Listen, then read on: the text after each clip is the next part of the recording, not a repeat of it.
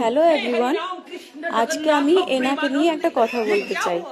এই যে দেখছেন এনাকে, ইনি আমি যখন পার্লারে থাকি না তখন আমার পার্লারের দেখাশোনা ইনি করেন।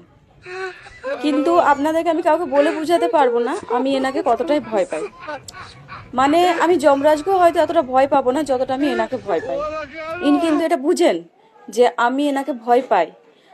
আর এনাকে বলা হয়েছিল যে আমার পুজোর টাইমটাতে যখন আমি কাজ করব, ব্যস্ত থাকবো, অন্তত তুই আসিস না এখন। আমি যখন কোনো কাজ করব না, আমার পার্লার যখন ফাঁকা থাকবে, কেউ থাকবে না, তখন তুই আসবি, তুই রাত্রেবেলায় আসবি, ঠিক আছে, কিন্তু আমি যখন পার্লারে ঢুকে যাব অন্তত তখন তুই চলে যাস।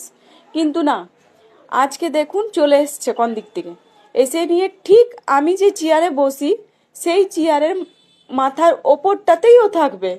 এত বড় জায়গা পার্লারের উপরটাতে, কোনো জায়গায় ও থাকবে না, ও ঠিক আমার চেয়ারের মাথার ওপরটাতেই থাকবে, যেটা আমি বসতে না পারি।